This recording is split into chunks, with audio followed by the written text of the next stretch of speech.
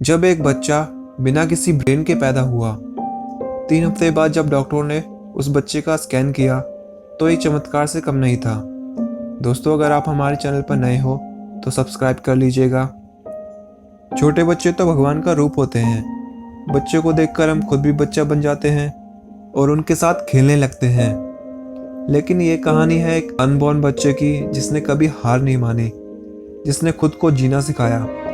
England में रहने वाली family mister and Mrs wall, बच्चे की मां शैली वॉल जब एक दिन चेकअप करवाने हॉस्पिटल गई तो उन्हें क्या पता था कि उनको एक बुरी खबर से जूझना पड़ेगा। इस अनबॉर्न बच्चे का ब्रेन नहीं था और बच्चे को स्पाइना बिफिडिया बीमारी थी।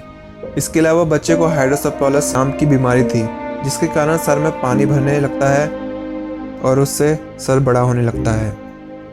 इस बीमारी को देखकर डॉक्टर ने सारी उम्मीद छोड़ दी थी। कोई नहीं जानता था कि गर्भ से बाहर आने के बाद बच्चा सरवाइव कर पाएगा या नहीं। न्यूरोसर्जन के अनुसार डॉक्टर क्लेयर निकोलसन ने बताया कि हाइड्रोसेफेलस बीमारी का मृत्यु दर काफ़ी ज़्यादा होता है। नोआ के जन्म से पहले उसका ब्रेन सिर्फ 2% ही विकसित कर पाया था। उसके जन्म के बाद मिस्टर एंड मिसेस वॉल ने सारा ध्यान अपने बच्चे नोआ की परवरिश में लगा दिया। वो बस भगवान से यही प्रार्थना कर रहे थे कि कोई चमत्कार हो जाए। जन्म लेने के बाद नोआ के पेरेंट्स उसे ऑस्ट्रेलिया लेकर गए। उन्होंने उसे रेडिकल सेंटर भेज दिया जिससे उसका ब्रेन ग्रो कर सके। जब नोआ 3 साल का हुआ तब उन्होंने दूसरा स्कैन करवाया, लेकिन ये स्कैन किसी चमत्कार से कम नहीं था। डॉक्टर देख के हैरान हो गए कि ऐसा कैसे हुआ।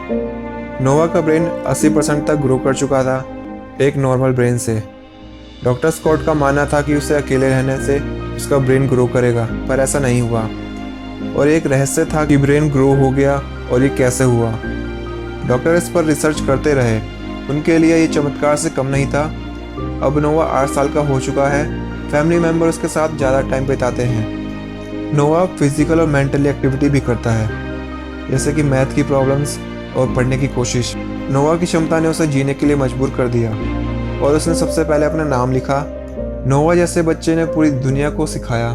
उसने कभी हार नहीं मानी। वो अब किसी से भी बात करने में नहीं झिझकता और प्रैक्टिकल जोक सुनाकर सबको हंसाता है।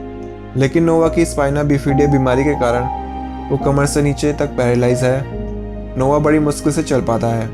वॉल्स फैमिली ने नोआ के लिए कुछ जिम इक्विपमेंट रखे हुए हैं जिससे नोआ अपनी लेग ब्रेसेस को सक्रिय कर सके। आगे भी बहुत चैलेंजेस आएंगे नोआ के लिए। वॉल्स फैमिली के पॉजिटिव नेचर और नोआ के दृढ़ निश्चय ने उसे जीने के लिए प्रोत्साहित किया। दोस्तों, आपका क्या कहना है नोआ के बारे में? कमेंट करके हमें बताना।